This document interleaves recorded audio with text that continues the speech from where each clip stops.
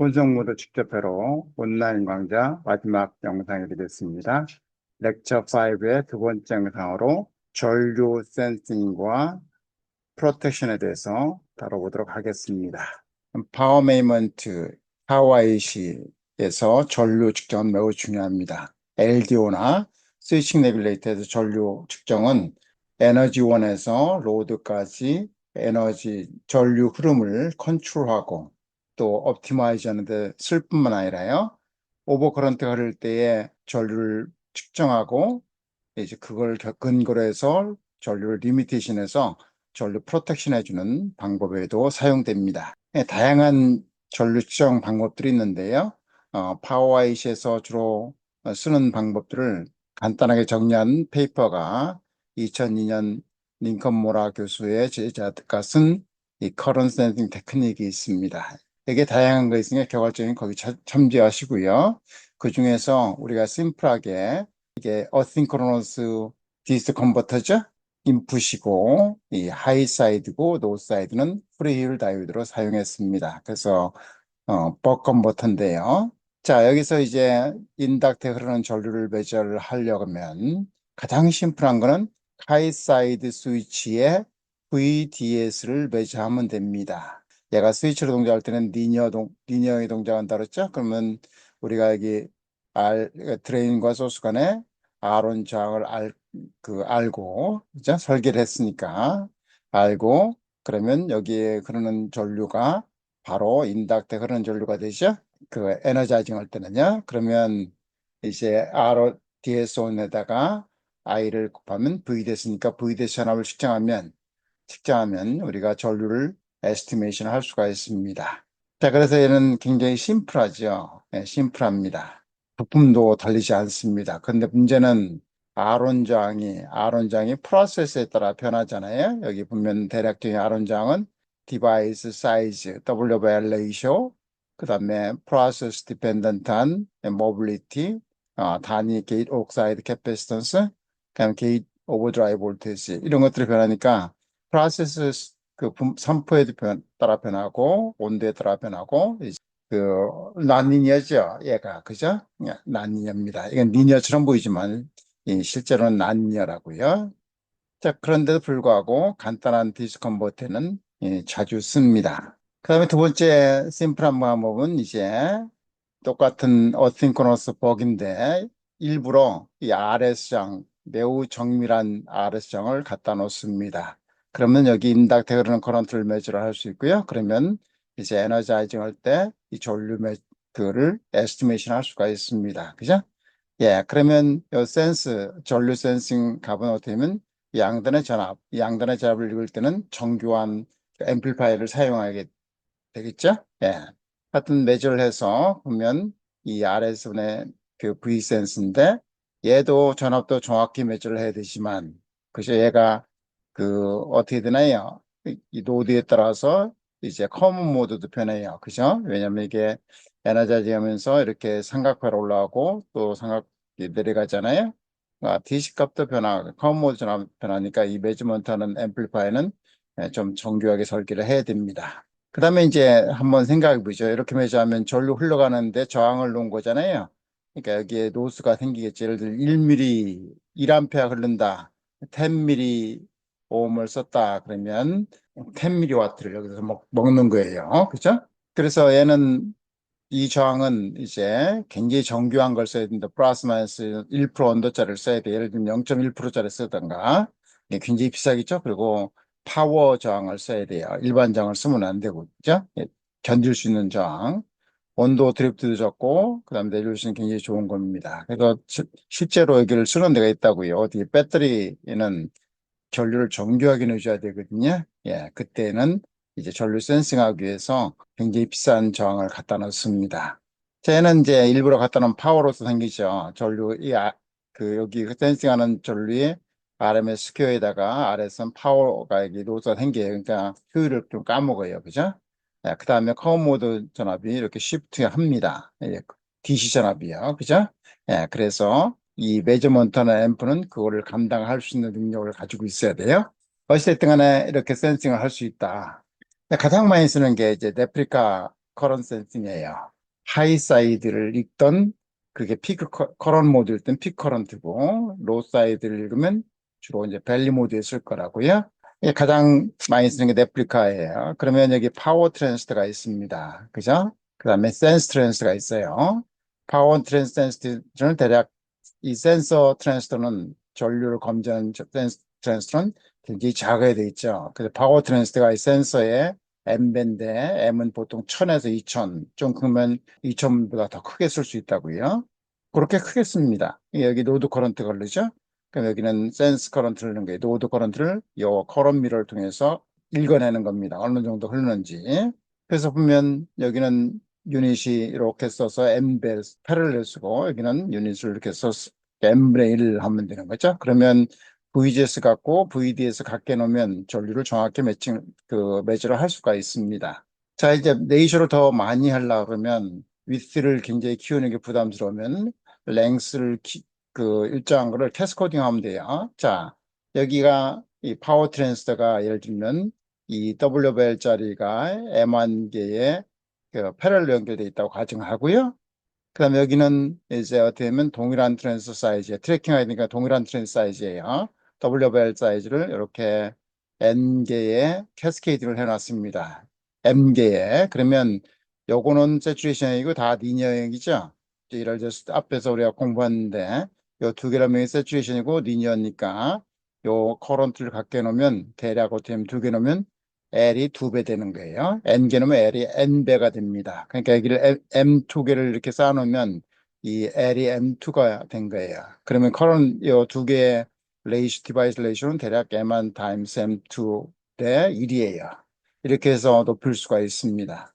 자, 이렇게 하면 커런 센싱 하는데 굉장히 정확하게 커런 센싱을 할 수가 있습니다.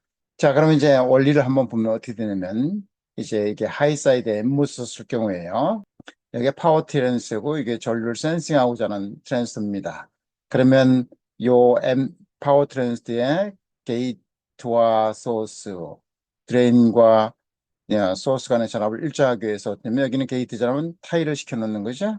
얘가 하일 때가 온된 턴은 되니까 얘도 센스도 타이로 연결시키면 돼요. 자, 그리고 이제 소스를 전압을 다 일정하게 놔야 이 VDS가 같아지죠. 그렇게 하기 위해서 피드백에서 겁니다. 그 앰프가 있고요. 앰프를 네가티브 피드에 걸었죠. 그래서 보면 이렇게 앰프의 non-inverting 단자를 요 센서에 드레인에 연결시키고 그다음에 A배를 시켜서 그다음에 얘를 커먼 소스 앰플리파이어를 가지고 돌렸습니다. 그럼 이게 이렇게 하면 네가티브 피드백이죠. 그럼 네가티브 피드백이 루프게인이 크면 요 non-inverting과 inverting 사이의 디퍼런셜션은 거의 제로가 됩니다. 그 얘기는 그렇게 된다는 얘기는 이 센서 트랜스터의 소스 전압과 이 파워 트랜스 소스 전압을 갖기 때문에 요거하고 여기는 이 디바이스 레이셔로 카피를 할 수가 있습니다. 그죠?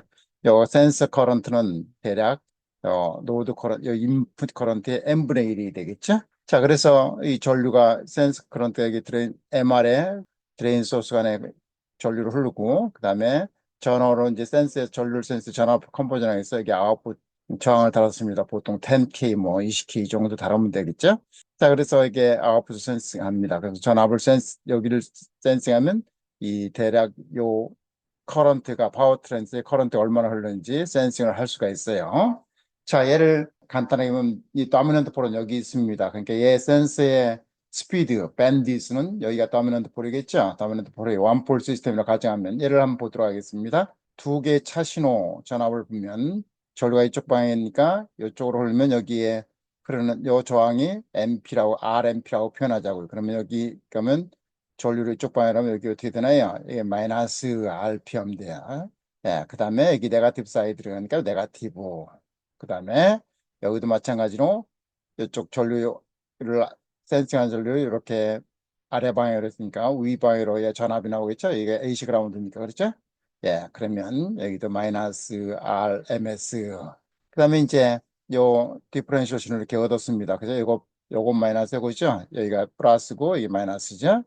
그 다음에 A밴드, A밴은 원폴 시스템이라고 가정하죠. 폴이 여기 하나 도미넌트 폴이 있다고 가정하면 이렇게 돼 있다고 가정하면 여기 있고 그 다음에 그러면 VR이 얻어져요. VR이 이게 뭐예요? 소스 팔로우 앰플리파이어죠. 여기부터까지가 게인이니까, 즉 다시 말하면 VR의 드라이브에서 커런트를 만드는 게 이게 이펙티브 GM을 구하면 되죠. 대략 구하면 돼요. 자, 그러면 IR은 어떻게 됩니까? VR-V 아웃에 요 GM MR 곱하면 되죠. 그죠? 이렇게 해서 하면 됩니다. 그죠? VR, 여기 출력 전압 어떻게 돼요? 여기 I out current times R out이니까 이렇게 되면 되죠. 얘를 정리하면 그 게이트에서 드레인 소스의 전류 만드는 게 트랜스 컨덕턴스죠. 전압분의 전류는 이런 식이 되고 이쪽이 GMMR이 요게 이보다 훨씬 크면 대략 R분의 1이 됩니다.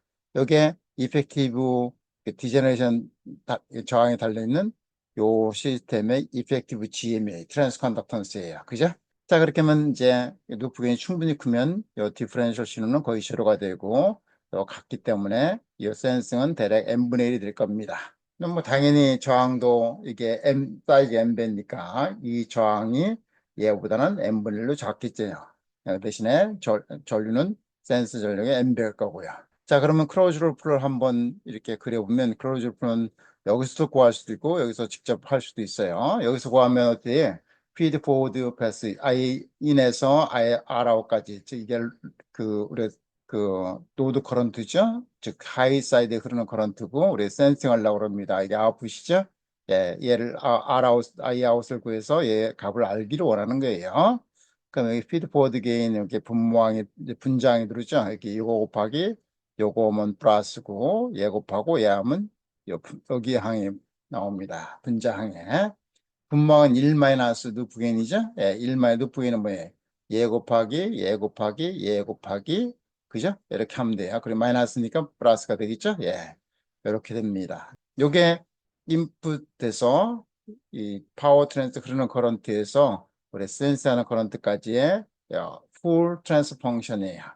클로즈 트랜스 펑션이에요. 얘 DC 때는 뭐죠? DC 때는 프리퀀시 들을 때는 DC 때는 요 저항비례에서 n분의 1로 되는 거예요. 그죠? 센싱은 n분의 1로 되는 겁니다. 자, 그럼 이 밴디스가 그 매저를 할 수 있는 이 스피드가 될 거예요. 자, 그러면 이제 루프겐이 크면 루프겐 한번 DC 대 루프겐을 봐봐요. DC 대 루프겐은 여기 한 군데 컷해서 여기서 루프를 트랜스미션 게인이죠. 얘 게인 그다음에 여기서 게인 하면 되죠.